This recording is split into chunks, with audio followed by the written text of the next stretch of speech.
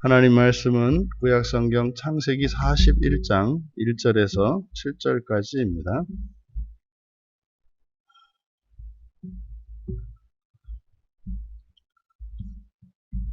우리 같이 한 목소리로 함께 읽겠습니다. 만 2년 후에 바로가 꿈을 꾼즉 자기가 나일 강가에 서 있는데 보니 아름답고 살진 7 암소가 강가에서 올라와 갈밭에서 뜯어먹고 그 뒤에 또 흉하고 파리한 다른 7 암소가 나일 강가에서 올라와 그 소와 함께 나일 강가에 서 있더니 그 흉하고 파리한 소가 그 아름답고 살진 7 소를 먹은지라 바로가 곧 깨었다가 다시 잠이 들어 꿈을 꾸니 한 줄기에 무성하고 숭실한 일곱 이삭이 나오고 그 후에 또 가늘고 동풍에 마른 7 이삭이 나오더니 그 가는 7 이삭이 무성하고 충실한 7 이삭을 삼킨지라 바로가 깬즉 꿈이라. 아멘. 바로가 꾼 꿈의 메시지 하는 제목으로 말씀의 은혜를 나누고자 합니다. 1절에 이제 만 2년 후에 이렇게 시작을 합니다. 근데 지금 여기서 만 2년 후에 이제 바로가 꾼 꿈을 여기 기록해 놓았는데, 그래서 우리가 그냥 쉽게 넘어가면 안 되죠. 만 2년 후에라고 하는 이 말은 바로 앞에서 이제 요셉과 함께 있던 두 관원장이 석방된 때부터 만 2년이 지난 후를 가리키는 거지 않습니까? 종종 뭐 우리나라 이제 남성들의 경우에는 국방의 의무를 지고 있어서 다 군대를 갔다 오잖아요. 이제 뭐 오랜만에 만나는 사람들은 뭐 이제 그런 거죠. 벌써 뭐 이런 말을 많이 합니다. 아, 벌써 제대야. 뭐 벌써 그렇게 됐어. 뭐 이런 거죠. 또 이제 그 아기들, 태어난 아기들을 이렇게 보고 벌써 돌이야. 뭐 벌써. 그러니까 당사자들이 참 듣기 불편해하는 말이죠. 이 군대 가서 하루가 천년같이 지내고 그냥 철없이 지내다가 아기를 낳고 그냥 뭐 벌벌벌벌 하면서 아기를 키우는 하루하루가 이게 보통입니까? 이게 생전 지금까지 살아본 적이 없는 날들을 살아봤는데 그를 이제 만날 때마다 사람들이 뭐 아니 벌써 그런 거죠. 여러분 저기서 만 2년 후에라고 했을 때 요셉은 여전히 감옥 안에 있었다는 얘기입니다. 그 이후로도 계속 감옥 안에 있었던 거죠. 그러면 사실은 요셉은 그 2년의 기간 동안 분명히 두 관원장이 석방이 되었고요. 그 소식을 들었는지 어쨌는지 모르겠습니다만은 분명히 요셉은 자신이 해몽한 그것은 분명한 하나님의 계시였기 때문에 틀림없이 술 맡은 관원장은 이제 자기의 복직이 되었을 것이고 철석같이 서로 약조를 했기 때문에 기다리고 있었을 거란 말이죠. 그러니까 술 맡은 관원장이 그것을 잊었을 거라고는 생각하지 않았을 겁니다. 왜요? 소망을 가지고 있는 요셉이기 때문에 절대로 구원에 대해서 포기하지 않고 있죠. 그런데 그 만 2년 후에, 그러니까 이 2년이라고 하는 이 시간은 요셉이 감옥에 있으면서 그 술 맡은 관원장에 대한 기대를 버리는 기간이겠죠. 아, 이게 아니구나. 이거를 깨닫는 거였겠죠. 사람이 아니라 내가 여호와를 의지하지 않고 사람을 의지했구나. 이거를 깨닫는 기간이겠죠. 또 인간적으로 보면 그러니까 절망을 느끼기까지의 소요된 기간이에요. 절망에 이르는 데까지 소요된 기간. 그리고 요셉이 이제 인간적으로 하나님을 의지하지 않고 또 사실은 본인이 인간적으로 인내할 수 있는 그 한계죠. 그래서 이 2년이라고 하는 기간이 뭐 어떤 사람에게는 2달이 될 수도 있고 2년이 될 수도 있고 또 11년이 될 수도 있고 20년이 될 수도 있는 거죠. 그러니까 나를 나로 인정하는 데까지 나의 한계를 인정하고 하나님께 간구하기까지 뭐 이런 거 아니겠습니까? 그 2년 후에 이제 바로가 꿈을 꾼즉, 그럼 여러분 여기서 바로가 꾼 꿈은요, 바로 개인에게도 의미가 있겠고, 이제 바로는 애굽의 왕이니까 애굽 전체에게도 의미가 있겠고, 실제로 이제 우리는 이 꿈의 내용을 아니까 고대 근동의 모든 그 국가들과 사람들에게도 중요한 의미가 있는 거죠. 그런데 이것을 하나님의 구원의 섭리 안에서 보면 이 바로가 꾼 꿈은 왜 꾼 거예요? 요셉 때문입니다. 억울하게 지금 감옥에 갇혀 있는 이 요셉, 형들로부터 버림을 받고 또 애굽에 와서 충성스럽게 하나님의 은혜로 보디발의 집을 섬겼지만, 오히려 거기서 배신을 당하고 또 버림받았던 비참한 처지에 있는, 또 감옥에서 두 관원장이 그 밤에 꿈을 꾼 것 때문에 새벽같이 일어나서 소리 지르고 그 두려워하던 그때에 요셉이 꿈을 해몽해주고 철석같이 믿었던 그 술 맡은 관원장으로부터 또 배신당한 이 요셉, 그 요셉을 형이 버렸고 보디발과 보디발의 아내가 버렸고 그리고 술 맡은 관원장이 모두 버렸지만 하나님께서 그를 기억하시고 하나님께서 그를 구원하시려는 행동이 시작된 것이 바로 바로가 꿈을 꾼 거죠. 그러니까 요셉이 겪었던 그 고난과 환난, 그 어려움 때문에 결과적으로는 모두에게, 그 나라와 민족과 고대 근동에 있는 사람들에게 복이 임하는 것을 보게 돼요.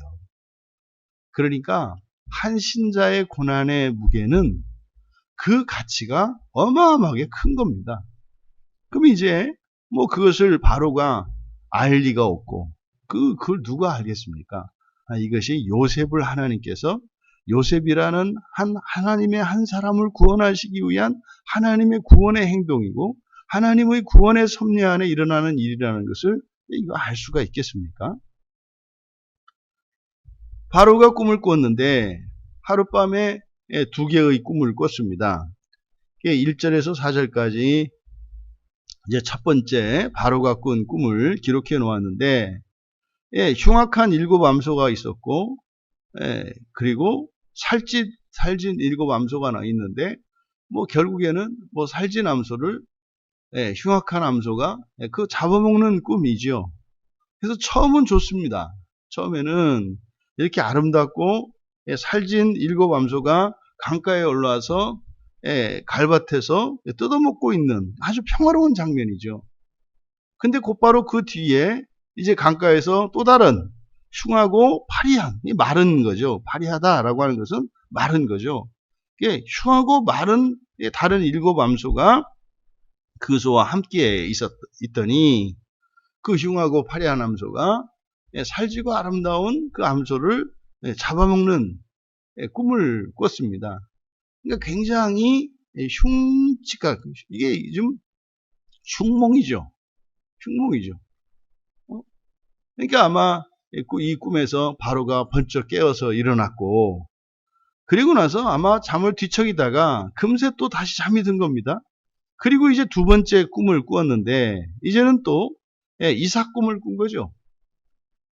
또 이제 무성하고 충실한 7 이삭, 그리고 그 후에 나온 가늘고 마른 7 이삭. 결국 여기 또다시 그 가늘고 마른 7 이삭이 충실한 7 이삭을 삼키는 꿈. 깨니까 바로가 이게 꿈이었다라는 거죠. 그럼 우리가 지금 이 바로가 꾼 이 꿈을 통해서 구체적으로 우리가 구체적인 내용을 우리가 해석은 할 수 없다 하더라도 지금 바로가 꾼 꿈 속에 담겨 있는 메시지가 뭘까? 이제 웬만큼 여러분도 이제 해몽을 할 수가 있어야 되는 거죠. 이 술 맡은 관원장의 꿈도 봤고, 떡 맡은 관원장의 꿈도 꿨고, 또 요셉의 꿈도 여러분들이 이제 해몽법을 지금 이렇게 배우신 거 아니에요? 그럼 여기서 지금 뭔가 좀 감이 잡혀야 되는 거죠. 그럼 먼저 공통적으로 그 감옥에서 두 관원장이 꾸었던 꿈과 지금 바로가 꾸었던 이 꿈, 이것은 사실은 지금 요셉의 구원과 관련된 꿈이에요. 근데 요셉의 구원과 관련된 꿈인데, 이들의 꿈, 바로 이 바로의 두 관원장의 꿈도 두 개였고, 근데 두 사람이 다른 꿈을 꿨죠. 그런데 이 바로도 두 개의 꿈을 꿨어요. 두 개의 꿈을 꿨고, 그런데 이 꿈의 내용을 살펴보면 이 구원과 심판에 대한 꿈이라는 거죠. 인간적으로 볼 때 구원과 심판에 대한 그 꿈이라는 거죠. 그럼 여러분, 이 꿈은 지금 하나님의 계시의 방편으로서의 꿈입니다. 우리 시대의 꿈에 대한 이해와 지금 성경에 기록된 바로의 꿈과 두 관원장의 꿈은 이렇게 등치시킬 수가 없어요. 왜냐하면 이것은 많은 꿈들 중에 하나님의 구원의 계시로 사용된 특별 계시의 형태로서 주어진 꿈이기 때문에 이것은 하나님의 말씀과 같이 생각을 해야 된다. 그러면 여기서 이 바로의 꿈을 통해서 우리가 알 수 있는 것이 뭐냐면, 이제 일곱 암소와 일곱 이삭에서 이 일곱 이삭에서 보이는 바와 같이, 그러니까 구원과 심판과 구원이라고 하는 이것이 하나님의 계시의 핵심이라는 거예요. 그러니까 하나님의 계시에는 구원에 대한 계시와 심판에 대한 계시가 주어진다는 겁니다. 이거는 신구약 성경을 막론하고 우리에게 주어지는 명확한 계시예요. 그래서 하나님은 우리에게 선택할 것을, 무엇을 선택해야 할지를 계시해 주세요. 무엇을 선택할 것일까? 이것이 이제 명령문의 형태로 이렇게 해라, 이렇게 하지 마라 라고 하는 형태로 주어집니다만, 이 명령의 형태라고 하는 것은 하나님의 간절한 마음이죠. 이거는 절대로 하면 안 된다. 이거는 꼭 해야 된다. 하나님의 간절한 마음이죠. 그리고 우리가 무엇을 선택했을 때 그 결과가 어떠할 것인지를 분명히 가르쳐 주십니다. 그러니까 하나님의 모든 계시는 구원과 심판에 대한 계시며, 구원에 대한 약속과 심판에 대한 약속이 반드시 주어진다는 거예요. 그러니까 이것은 사실은 죽고 사는 것의 문제죠. 죽고 사는 것의 문제입니다. 이것이 하나님의 계시의 구체적인 내용입니다. 그러면 또 하나 우리가 알 수 있는 것, 여기서 두 관원장이나 바로나 이것은 우리가 그냥 책 속에 등장하는, 성경에 등장하는 사건이고 그 사람이니까 별 의미가 없습니다만, 지금 우리나라도 어제 이제 대통령이 바뀌었잖아요. 여러분, 이 대통령이라는 자리가요, 어마무시한 자리거든요. 우리는 그냥 텔레비전에서 나오는 뉴스를 보고 그냥 만만해 보이고 뭐가 어떻고. 여러분, 이 대통령이라고 하는 권세는요, 어마무시합니다. 예? 이 나라에 정말 이 국민들의 이 생사존망이 다 달려 있는 거고요. 이 권력이며 또 그들의 삶이라는 것은 우리가 상상할 수 없는 그런 삶을 살거든요. 그럼 여러분, 오늘날 현대 국가에서의 그 각 나라의 지도자들, 수상이 되었던 대통령이 되었던 그것과 고대의 왕과는 비교할 수가 없어요. 더더군다나 애굽의 왕입니다. 이때 이제 애굽의 왕은 전 세계의 왕이라고 생각할 때고 말이죠. 강력한 왕이었었는데, 그런 바로, 또 우리가 바로 앞에서 나왔던 두 관원장 만만히 보잖아요. 여러분, 이게 만만히 볼 수 있는 그런 사람들이 아니란 말이에요. 이 엄청난 권력을 가지고 있는 사람들이거든요.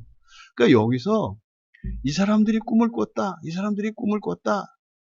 바로도 꿈을 꿨는데, 그 바로가 꾼 꿈에서 여호와 하나님께서 계시하신 것은 그 구원과 심판에 대한 메시지였다. 여러분, 이 바로는 주권자고 스스로 신이라고 생각하는 사람들이고, 다른 사람들이 신으로 떠받는 사람이에요. 그런데 그도 어떻다? 구원의 대상이다. 그도 구원이 필요한 사람이다. 여러분, 이 세상에 그냥 여러분이 이렇게 상상의 나래를 펴셔서 이 세상에 있는 사람들, 뭐 여러분들이 그냥 가상의 사람들이든 아니면 지금껏 여러분들이 살면서 인연을 맺고 살아왔던 사람이든 아니면은 뭐 이렇게 뭐 언론을 통해서 보았고 알았던 사람이든 뭐 우리나라 사람이든 외국 사람이든 지체가 높고 낮고 상관없이 그 사람들을 여러분이 마음속으로 이렇게 떠올려 보세요. 그러면 그 각 사람마다 성격이 다르고 인품이 다르고 재산도 다르고 신분도 다르고 다 다르겠습니다만 공통점이 있다는 거죠. 모두 구원이 필요한 사람이다. 또 모두 심판받을 사람이다. 그러니까 모두가 구원이 필요하고 모두가 심판받아야 한다는 점에서는 예외가 없어요. 그러면요, 우리가 사람들을 바라볼 때 바로 이 구원과 심판이라고 하는 관점으로 바라보면 모든 사람이 똑같습니다. 누가 더 어떤 점에서 좀 나아 보이고 말이죠. 누가 더 어떤 점에서 좀 비참해 보일지라도 말입니다.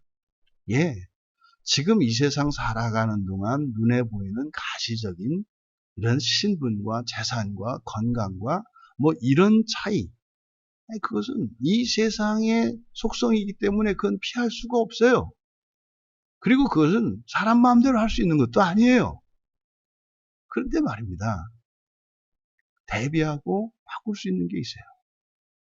그리고 이 세상 살아가는 동안은 좀 낫고 못하고는 큰 의미가 없어요. 왜요? 끝이 있는 인생이거든요. 끝이 있습니다. 뭐 지금 여기 계신 여러분들은 뭐 산 날보다 사실 날이 적을 가능성이 많잖아요. 근데 저는 더 남았어요. 저는 120까지 살 거기 때문에. 네? 그러니까 여러분 이게 여러분들이 이제 좀 살아봤으니까 별거 아니라는 거 알잖아요. 네? 50년 세월 그렇게 별거 아니거든요. 별거 아니에요. 정말 훅 하고 갑니다. 그럼 여러분은 정말로 모든 사람들, 그러니까 나 자신을 포함해서 이 세상에 있는 역사 속에 살았던 위대한 인물이든 또 지금 뭐 다른 나라에서 살고 있는 누구든 사람을 바라볼 때는 어떤 관점에서 봐야 한다? 구원과 심판의 관점에서 바라봐야 한다. 만약에 당신이 지금 구원을 위하여 구원의 길을 따라 살고 있다면 잘 살고 계시는 겁니다. 행복한 사람이신 거고 잘 된 겁니다. 그런데 이 세상에서 온갖 부귀영화를 다 누리는 사람일지라도 구원이 있는지, 내가 구원이 필요한지, 하나님의 심판이 과연 있는 것인지 모르면서 살아간다는 것은요, 가장 불쌍한 겁니다. 가장 불쌍한 겁니다. 지금 바로가 천하를 호령하는 사람이라 할지라도 이 꿈을 꾸고 잠에서 깨어나고 말이죠. 또 실제로 바로가 꾼 꿈은 엄청난 하나님의 계시인데 그것조차 알지 못하고 있어요. 여러분, 우리가 이 세상의 모든 사람이 하나님의 구원이 절대적으로 필요하고 그리고 심판을 준비하며 살아가야 한다는 이 사실을 기억하시기 바랍니다. 그래서 인간의 인생의 성패는 바로 구원과 심판을 아는 데 있다. 구원과 심판을 아는 데 있다. 그리고 구원을 위해서 살아가는 것이 가장 복되고 영광스러운 삶이다 라고 하는 것을 우리가 기억해야 합니다. 그러면요 끊임없이 우리 안에서 악한 영은 아니라고 얘기를 합니다. 야야 돈이 최고다. 그게 아니다. 인생의 행복이 최고다. 옛말에 이르기를 개똥창고에서 불러도 이승에서 낫다 그랬는데 이승에서 이왕 살 거 조금 남들보다 조금 더 잘 먹고 더 좋은 것을 입고 이게 더 우선이다. 예, 여러분 속지 마세요. 우리가 성경을 보면 성경에서 우리의 속과 겉을 뒤집어 놓는단 말이에요. 우리의 가치관을 완전히 바꿔 놓는단 말이에요. 우리가 예수를 믿고 예수 안에서 하나님을 예배하고 산다면요. 여러분 다 이루신 거예요. 다 이루신 거예요. 이걸 잊지 마십시오. 이것은 단순한 심리적인 그 어떤 위로나 이런 것이 아니라 이게 실제입니다. 여러분, 우리가 사는 이 세상이 꿈이고 산 뒤의 인생이 진짜라니까요. 바로가 꾸었던 꿈이 우리의 인생과 같아요. 그러니까 이 바로의 꿈의 계시를 통해서 그가 살아가는 인생을 보았지 않습니까? 봐야 하지 않습니까? 우리는 지금 살고 있는 이 인생을 통해서 사후에 펼쳐질 영원한 우리의 인생을 읽어낼 수 있어야 해요. 그러니까 바로에게 꿈은 우리의 일상이에요. 그러면 우리들은 어떻게 해요? 바로 이 구원과 심판이라고 하는 것을 아는 것은 하나님의 계시를 아는 데서 시작이 되잖아요. 그러면요, 우리가 이 세상을 살아갈 때 첫 번째로 염두에 두어야 하는 것은 뭐예요? 하나님의 뜻을 아는 것입니다. 하나님의 뜻을 아는 것입니다. 그 하나님의 뜻을 안다는 게 무슨 뜻이겠습니까? 구원의 길과 심판의 길을 알아서 구원의 길을 선택하며 살아가는 거죠. 그러니까 그 구원의 길을 위해서 예수 그리스도께서 이 땅에 오셨던 것이고요. 친히 우리의 눈높이에서, 우리의 수준에서, 그러니까 누구라도 따라올 수 있는, 갈 수 있는 구원의 길을 예수님께서 걸어가 주셨고 그 자리가 지워지지 않도록 주님의 발자국을 남겨놓으셨어요. 그러니까 어느 세대에, 어느 민족에, 어느 시대에 속한 자라 할지라도 다 갈 수 있는 구원의 길을 명확하게 우리에게 가르쳐 주셨어요. 그것이 성경입니다. 그러니 우리가 이 세상을 살면서 성경을 읽고 또 이 성경을 이렇게 설명하는 설교를 들으면서 그 구원의 길을 가는 것, 이것이요. 예? 명문가에서 태어나는 것보다 더 귀하고요. 예? 명문학교를 나오는 것보다 더 영광스러운 것이고요. 이 세상의 권세와 그 무엇을 차지하는 것보다 또 심지어는요, 이 세상에 무슨 성인군자가 되는 것보다 더 훌륭하고 더 가치 있는 것이다. 그러니 사실 엄격히 말하면 우리가 이렇게 성경을 대할 때마다 가슴이 뛰어야 되는 거예요. 이게. 여러분, 우리가 이렇게 지난날 후회하는 거 있지 않아요? 옛날 같으면 내가 어떻게. 여러분, 후회할 필요가 없어요. 지금 여러분이 이 성경을 보고 설교를 들으면서 가슴이 뛰고 여기서 여러분들이 어떤 유익을 얻는다면 그게 뭡니까? 여러분들이 그렇게 후회하고 아쉬워하는 그 과거를 바꾸고도 남는 거고요. 또 그렇게 여러분이 염려하시는 미래를 바꾸는 거다 이 말이에요. 뭐가? 하나님의 계시를 아는 일이. 그런데 이 하나님의 계시가 예수 그리스도를 믿는 자들에게 믿음 안에서 이제 성경을 통해서 읽어낼 수 있게 되었잖아요. 그러면은요, 우리의 일상 속에서 동일한 계시가 중단되지 않고 지속적으로 들려오거든요. 이건 사람들과의 만남과 일상의 소소한 사건들 속에서도 끊임없이 들려와요. 뭐가요? 구원과 심판에 대한 메시지가. 바로와 우리의 차이는요, 세상적으로는 어마어마한 신분의 차이가 있어요.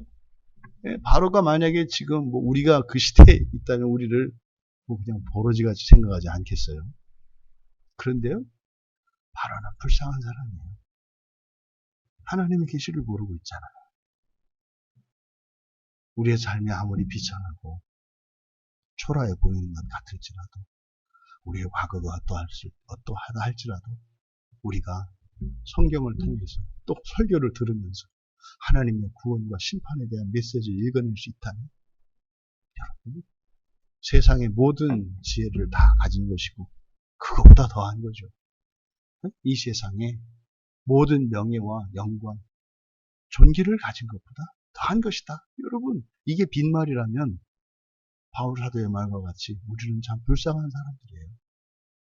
여러분 그렇지 않습니다.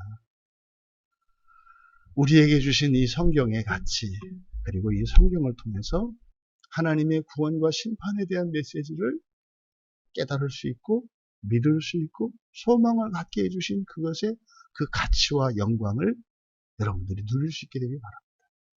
그래서 일상생활 속에서 사실 우리가 살아가는 이유가 그거죠. 끊임없는 하나님의 메시지를 들을 수 있게 하시는 거예요.